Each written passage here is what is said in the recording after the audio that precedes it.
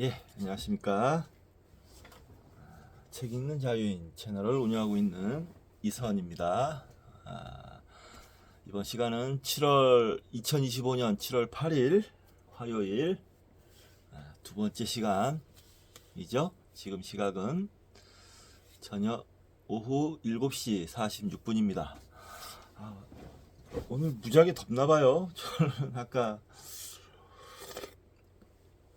오전에 들어와서 수영장 갔다가 와서 계속 집에만 있어서 그런지 더운지 모르겠는데 아직도 지금 방안 온도도 높고 더운 것 같습니다. 뉴스를 보니까 잠깐 쉬는 시간에 뉴스를 봤는데 윤석열이 내일 정도에 구속이 될 것 같아요. 더운 날씨에 이제 에어컨도 없는 구치소에서 고생 좀 하시겠네요. 저렇게 술로 찌든 몸은 제가 좀 술을 좀 좋아하는 편이라 아는데 더우면 아주 죽음입니다. 아주 힘들어요, 견디기가. 더우면.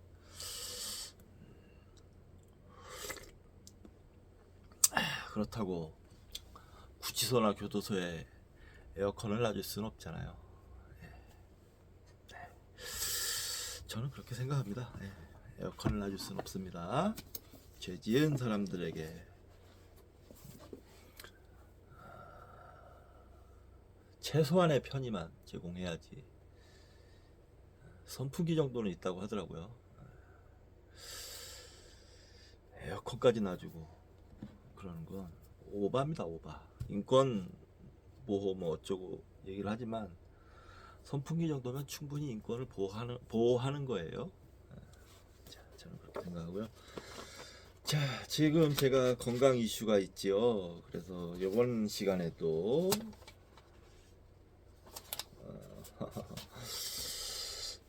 건강에 관한 책을 소개시켜 드리도록 하겠습니다. 자, 내 몸 젊게 만들기. 내 몸 젊게 만들기. 마이클 로이젠, 벨벳 오즈 지음, 유태우 옮김, 김영사 작품인데요. 이거 전에 소개시켜드렸던 내 몸 사용 살면서 그 저자들이 만든 책입니다. 이 책도 굉장히 많이 팔렸네요. 노화, 피할 수는 없어도 늦출 수는 있다. 나이 시계를 거꾸로 되돌리는 과학적 인체 강화 매뉴얼. 세포를 지배하는 사람이 인생을 지배한다. 나이 시계를 거꾸로 되돌린다라고 했지만 글쎄요, 영속적이진 않겠죠. 잠깐 어떻게 그럴 수는 있겠지만 약간 과대광 것 같고요. 그래도 최대한 내 몸을 좀 건강하게 유지할 수 있는 방법이 있지 않을까 생각합니다. 원래 이 에필로그를 읽고 나서 인류의 미래에 대한 책을 좀 읽고자 했는데 지금 건강 이슈가 급부상하는 바람에 저의 안 되겠습니다. 건강에 관한 책을 먼저 읽고 넘어가도록 하겠습니다. 그 다음에 인류의 미래에 대한 책을 읽든가 하도록 하겠습니다. 건강 챙겨야죠. 내 건강 제가 챙겨야지 다른 사람 챙겨주지 않습니다. 서글프게도 이 독신자의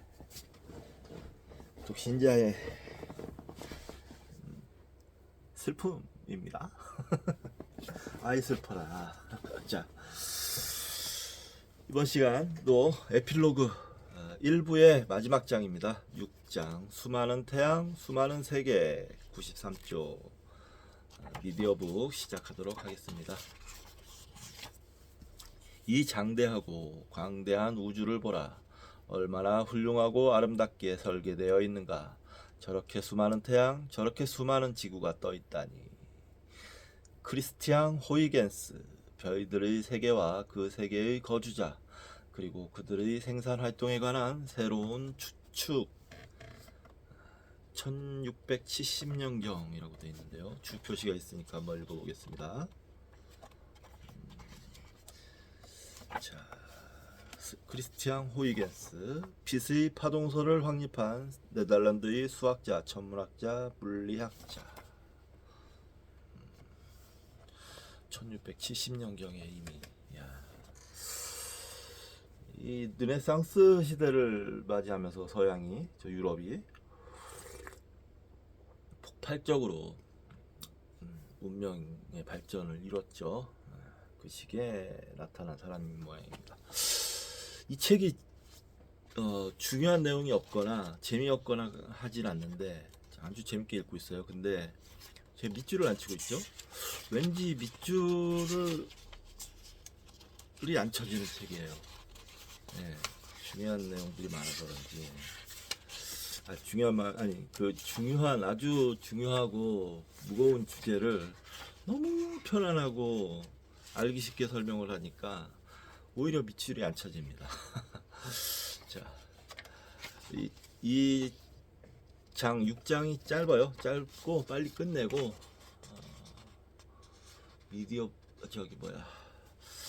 필사를 좀 하든지 하겠습니다. 자, 94쪽. 1995년 12월 어느 날 목성의 궤도 위성인 갈릴레오호에서 진입 탐사선이 분리되었다. 탐사선은 광포하게 몰아치는 목성의 대기권에 진입한 후 한동안 낙하하다가 마침내 죽음의 불꽃으로 가라앉았다. 그 과정에서 탐사선은 귀중한 정보를 지구로 전송했다. 그 전에도 4대의 우주선이 목성을 지나가며 탐사 자료를 보내온 적이 있었다. 또한 목성은 지상과 우주의 여러 망원경에서 계속 관측되고 있다. 주로 암석과 금속으로 구성된 지구와는 달리 목성은 대부분 수소와 헬륨으로 이루어져 있다. 깊은 쪽은 대기의 압력이 대단히 높아서 원자로부터 전자가 빠져나오기 때문에 그곳의 수소는 뜨거운 금속 상태로 존재한다. 이러한 상황은 목성이 태양으로부터 얻은 양보다 2배나 많은 에너지가 목성으로부터 쏟아져 나오기 때문인 것으로 생각된다.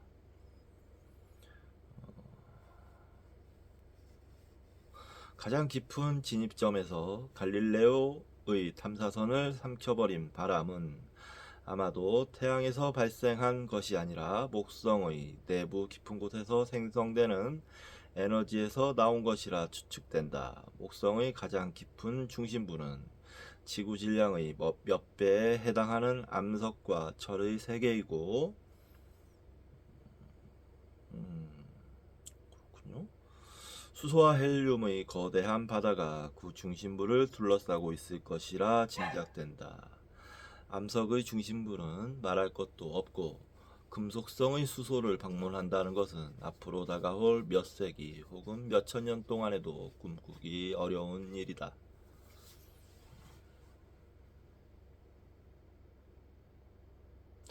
목성 내부의 압력은 너무 크기 때문에 그곳에 생명이 존재한다고 상상하기는 실로 어렵다. 지구의 생명과 아무리 다른 형태를 상상해봐도 마찬가지이다. 나를 포함하여 몇 명의 과학자들은 단순한 재미로 목성과 같은 환경에서 진화했음직한 생태 환경을 그려본 적이 있다. 지구의 바다에 사는 미생물이나 물고기와 같은 것이 상상의 한계였다. 그런 환경에서 생명이 발생하기는 어려울 것이다. 그러나 소행성이나 해성의 충돌로 인해 한 세계의 물질이 다른 세계로 전파된다는 것은 이미 잘 알려진 사실이다. 따라서 지구의 역사 초기에 어떤 충돌이 일어나서 원시적인 생명체가 이곳에서 목성으로 전파되었을 가능성이 있다. 물론 이것은 단순한 추측에 불과하다. 목성은 태양으로부터 약 5천문 단위의 거리에 있다. 천문 단위는 태양과 지구의 평균 거리로서 약 9,300마일, 즉 1억 5천만 킬로미터에 해당된다. 목성 내부의 열과 대기 속의 온실 효과가 없다면 그곳의 온도는 영하 160도 정도가 될 것이다. 이것은 목성 주위를 도는 위성들의 표면 온도로서 생명이 존재하기에는 너무 추운 조건이다. 목성을 비롯한 태양계의 행성 대부분은 같은 평면으로 태양을 돈다. 그것들의 궤도는 마치 레코드판이나 콤팩트 디스크 표면에 난 홈과 같다. 이것은 무엇 때문일까? 왜 행성들의 궤도 평면은 다양한 각도로 기울어져 있지 않을까? 중력이 행성의 움직임에 미치는 영향을 최초로 이해했던 천재 수학자 아이작 뉴턴은 행성들의 궤도 평면에 큰 편차가 없다는 사실이 혼란스러웠다. 그는 태양계가 처음 생겼을 때 이 행성들은 틀림없이 신에 의해 같은 평면 위를 돌게 되었을 것이라고 추론했다.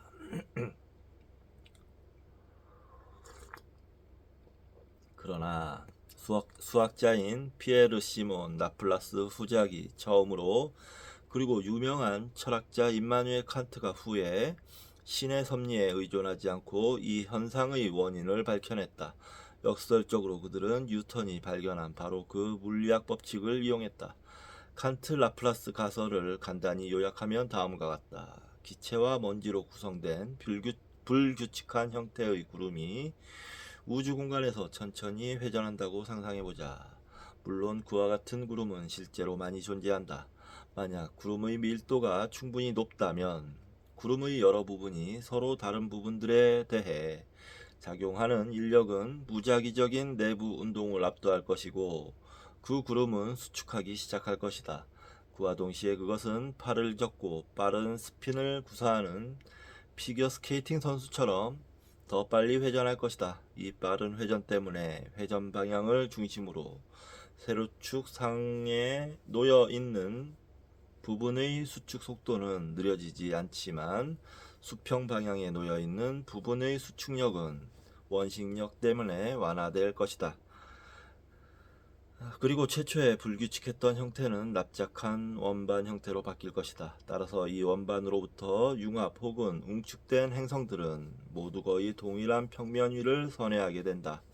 초자연적인 존재의 손길이 없어도 물리학의 법칙이면 충분하다. 그러나 원반 형태의 구름이 존재한 후에 그로부터 행성이 형성되었으리라고 예측하는 것과 다른 별들 주변에 존재하는 그러한 원반을 실제로 관측함으로써 그 예측을 확증하는 것은 아주 별개의 문제이다. 은하수와 비슷한 라선 은하들이 발견되었을 때 칸트는 마침내 자신의 예측이 들어맞았다고 믿었다. 그는 이것이 바로 행성이 형성되기 이전 상태의 원반이며 행성의 기원에 관한 성운설이 마침내 입증되었다고 생각했다. 성운이란 뜻의 네뷸라는 구름이란 뜻의 그리스어에서 나왔다. 그러나 결국 이 나선의 형태들은 수많은 별들이 산재해 있는 먼 거리의 은하일 뿐 별과 행성을 낳는 모태가 아니라는 사실이 밝혀졌다. 별을 중심으로 형성된 원반 성운은 쉽게 발견할 수 있는 것이 아니었다. 성운설이 입증된 것은 그로부터 한 세기 이상이 지나서였다. 천체 관측 위성과 같은 장비가 없었다면 이것은 불가능했을 것이다. 40에서 50억 년 전의 태양과 비슷한 어린 별들을 보면 절반 이상이 납작한 원반 형태의 먼지와 기체로 둘러싸여 있다. 많은 경우에 별에서 가까운 부분에는 먼지와 기체가 없고 마치 행성과 행성 사이의 물질이 모두 결합해서 이미 행성으로 융합된 것처럼 보인다. 이것이 성운설의 완벽한 증거는 아닐 것이다. 그러나 적어도 태양과 같은 별은 대개 그 주위에 행성을 수반하고 있을 것이라는 가정을 강하게 뒷받침한다. 그와 같은 발견 덕분에 은하수 내에 존재할 것이라고 추정되는 행성의 수는 적어도 수십만으로 확대되었다. 그러나 다른 행성들을 탐지하는 것은 어떤가? 사실 별들은 너무 멀리 있다.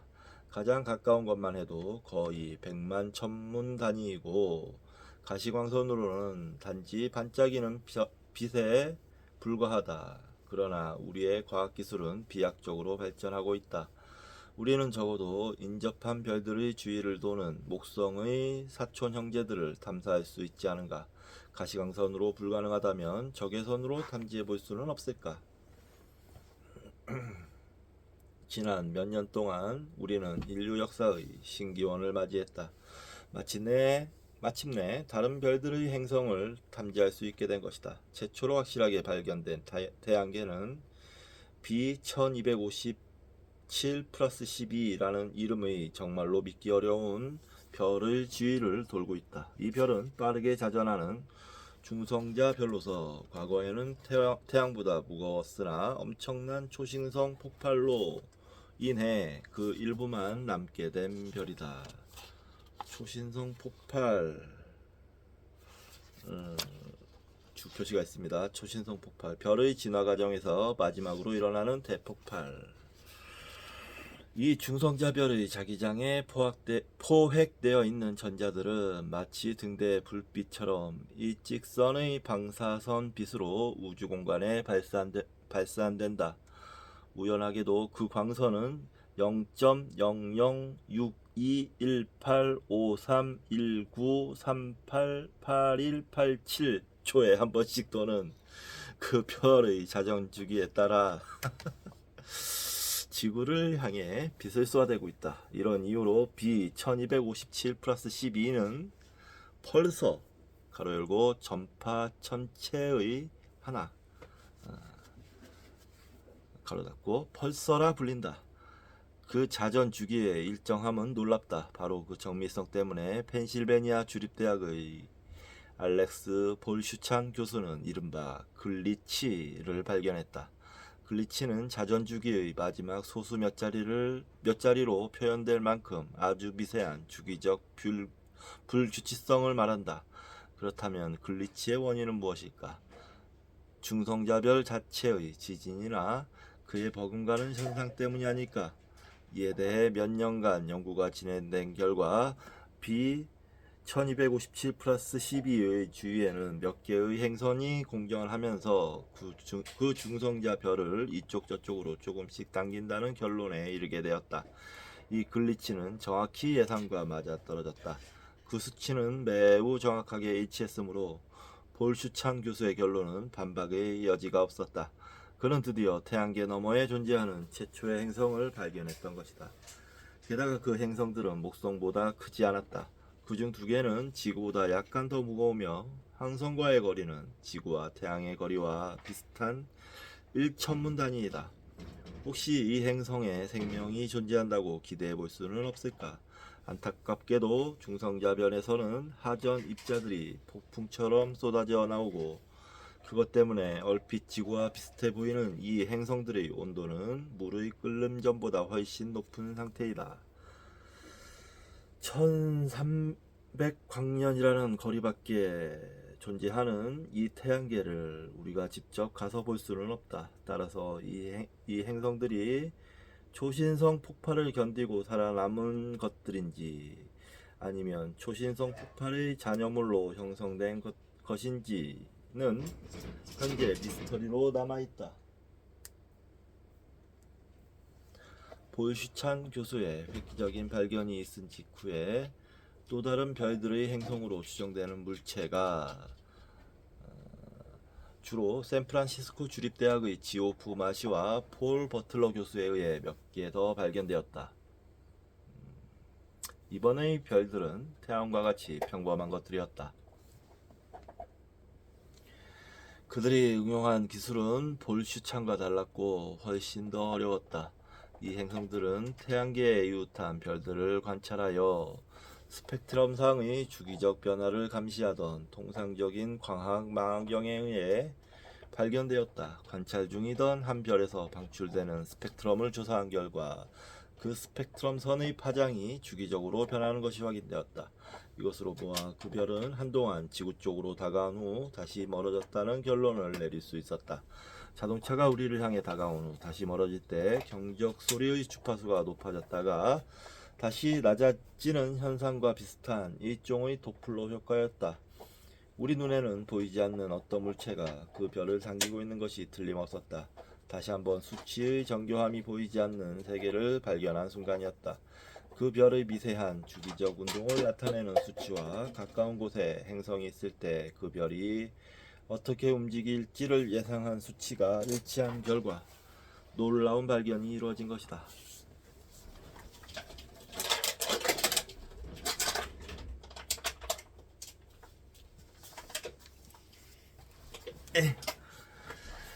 문제의 행성들은 페가수스 51번, 처녀자리 70번, 그리고 북두칠성으로 더 잘 알려진 쿵곰자리 47번 별을 돌고 있다.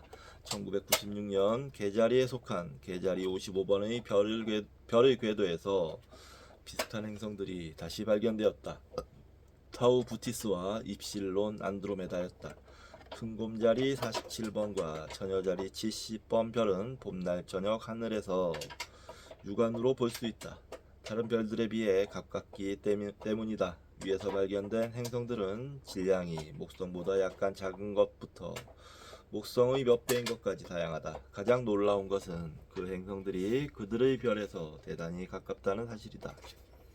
가장 가까운 페가수스 51번의 경우 0.05 천문 단위이고 가장 먼 큰곰자리 47번의 경우는 2천문 단위를 약간 넘는다.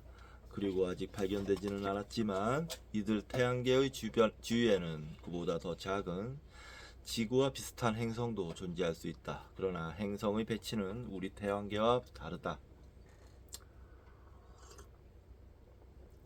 우리 태양계에서는 지구처럼 작은 행성이 안쪽에 있고 목성처럼 큰 것들이 바깥쪽 자리에 있다. 그러나 위에서 언급한 4개의 별들은 목성과 비슷한 질량의 행성들이 안쪽에 위치해 있다. 어떻게 그럴 수 있는지 지금으로서는 아무도 그 원인을 알지 못한다. 심지어 우리는 이것들이 정말로 목성과 비슷한 행성인지, 수소와 헬륨으로 구성된 엄청난 대기에 둘러싸여 있는지, 깊은 곳은 금속 수소이고 더 깊은 곳은 지구와 비슷한 핵으로 이루어져 있는지 전혀 모르고 있다. 그러나 적어도 우리는 목성과 비슷한 행성의 대기는 별과의 거리가 아주 가까워도 증발해 버리지 않는다는 사실을 알고 있다. 아무튼 그 행성들이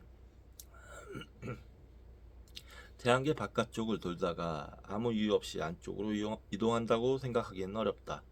따라서 태어난 지 얼마 안 되는 거대한 행성이라면 성운가스 때문에 속도가 느려져서 안쪽으로 이동했을 가능성이 있다. 사실 목성 크기의 행성은 별과 가까운 곳에서는 형성될 수 없다는 것이 많은 전문가들의 주장이다. 왜 형성될 수 없을까? 목성의 기원에 대해서는 다음과 같은 설이 지배적이다. 원반 성운의 바깥 부분은 온도가 매우 낮기 때문에 얼음과 암석으로 응결된 여러 개의 소우주로 구성되어 있다. 그곳은 우리 태양계의 바깥 부분에 존재하는 얼음 덮인 위성이나 해성과 비슷한 조건일 것이다.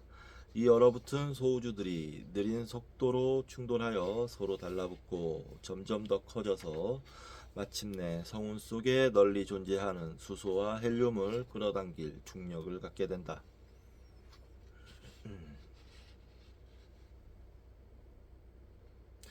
중력 덕분에 나머지 바깥 부분이 완성된다. 마침내 목성이 태어나는 것이다. 이와 반대로 별과 가까운 곳은 성운의 온도가 너무 높아서 우선 얼음이 응결될 수 없을 것이다. 그리고 전 과정이 대단히 빠르게 진행된다. 그러나 이 시점에서 궁금한 점은 중심 태양과 아주 가까운 곳에서도 영하의 온도가 유지되는 그런 원반 성운은 없을까 하는 것이다. 어찌되었던 지구와 질량이 비슷한 행성들이 중성자 별의 주위를 돌고 목성과 질량이 비슷한 4개의 행성이 태양과 비슷한 별의 주위를 돈다는 사실이 밝혀졌기 때문에 우리의 태양계가 유일한 형태는 아닐 것이라는 결론이 나온다. 만약 우리가 태양계의 기원에 관한 일반적 이론을 세우려 한다면 태양계의 다양성이라는 개념을 무시해서는 안 된다. 보다 최근에는 천체 측정학이라는 기술을 사용하여 태양에서 아주 가까운 별 랄랑드 21,185의 행성을 탐지했다. 3개의 행성 중에 2개의 존재는 확실하며 하나는 아직 가능성으로 남아있다. 천체 측정학을 이용하면 여러 해 동안 별의 정밀한 운동과 별 주위를 공전하는 행성 때문에 비롯되는 운동의 변화를 관찰할 수 있다. 이때 랄랑드 21,185의 원운동을 시작하는 랄랑드 21,185가 원운동을 시작하는가 타원운동을 시작하는가를 보고 행성의 존재를 탐지할 수 있다. 우리는 이제 친근한 이웃이 있다는 것을 알게 되었다.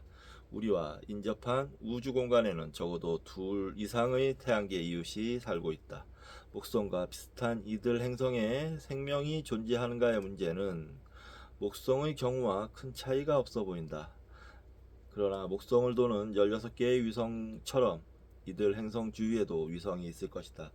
행성과 그 주위를 도는 위성은 중심 태양에 가깝기 때문에 특히 처녀자리 70번과 같은 경우 그 온도는 생명이 존재할 만큼 온화하다.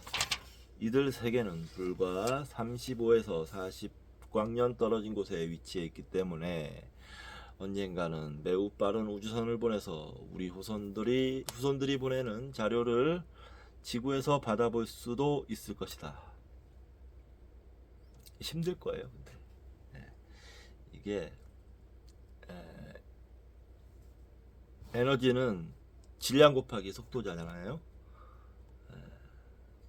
그러니까 그 속도를 내려면 어마어마한 에너지, 빛의 속도를 내려면 어마어마한 에너지가 필요한 겁니다. 또 질량이 높아질수록 그 에너지는 더 커지겠죠. 따라서 빛의 속도를 내려면 아마 잘 모르겠지만 몇 킬로그램인가? 아무튼 그 정도의 무게를 빛의 속도로 내서 쏴버리려면 뭐 정확히 모르겠어서 말씀을 함부로 드릴 수는 없는데 이 태양계 전체의 질량이 필요하다는 거예요. 그러니까 그런 식의 설명이었어요. 그래서 안 될 것이다 라고 얘기를 하더라고요. 예, 이와 동시에 다양하고 광범위한 기술의 시대가 도래하고 있다. 전파 천체인 필서의 글리치를 포착하거나 별들의 시선 속도를 도플러 효과로 측정하는 기술 외에도 지상에서뿐 아니라 지상보다 더 유리한 우주 공간에서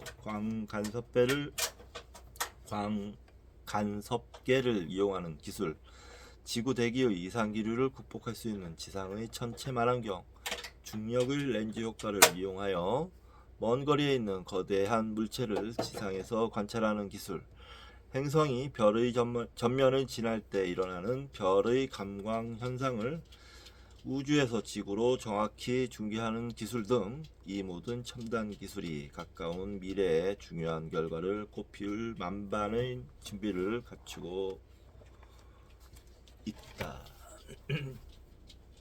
그 전파 만환경, 위성 만환경이 있죠? 이름이 뭐였더라? 네, 아무튼 나중에 이름 생각나면 알려드릴 테지만 위성 만환경이 있어서 그거 만환경 덕분에 아주 우주에 많은 신비로운 비밀이 풀리고 있다고 얼마 전에 들었습니다. 제임스 웹이었나? 그랬던 것 같은데. 예. 여기 주표시에 별들의 시선 속도는 천체가 관측자에 대해 전진 또는 후퇴하는 속도라고 합니다. 그리고 광간섭계는 빛의 간섭 현상을 이용하여 파장 등을 측정하는 장치라고 합니다. 바야흐로 우리는 이웃한 수천 개의 별들과 대화를 나누고 그 가족들과 인사를 나누는 시점에 있다. 아마도 몇십 년 안에 우리는 광대한 은하수가 함께 거주하는 수백 개의 다른 태양계들과 잘 아는 사이가 될 것이다. 어쩌면 그 중에는 반짝거리는 바닷물과 산소를 포함한 대기가 살아 숨쉬는 푸른색의 세계도 몇 개쯤 있을지 모른다. 그곳에는 틀림없이 불가사의한 생명의 흔적이 있을 것이다.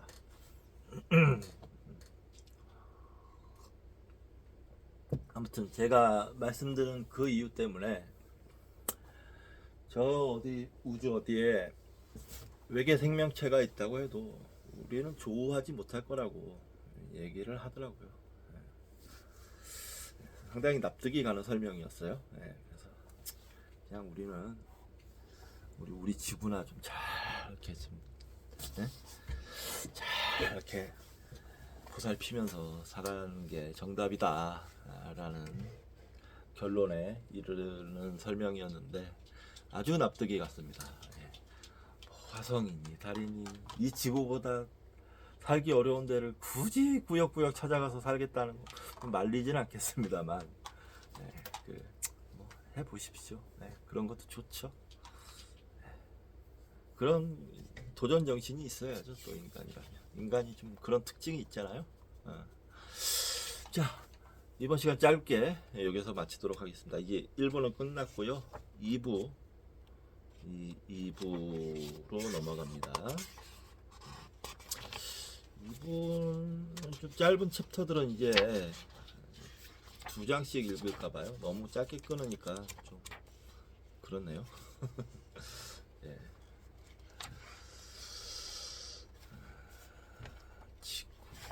흔들리는 안식처 지구에 대한 얘기를 하는 것 같은데 이제는. 그리고 3부가 새로운 선택의 기로에서.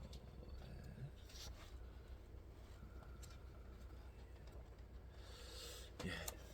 그 다음이 에필로그 4부가 에필로그.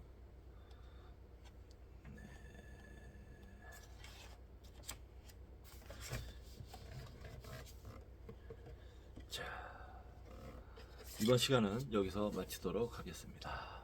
좀 쉬었다가 필사를 좀 할까 해요.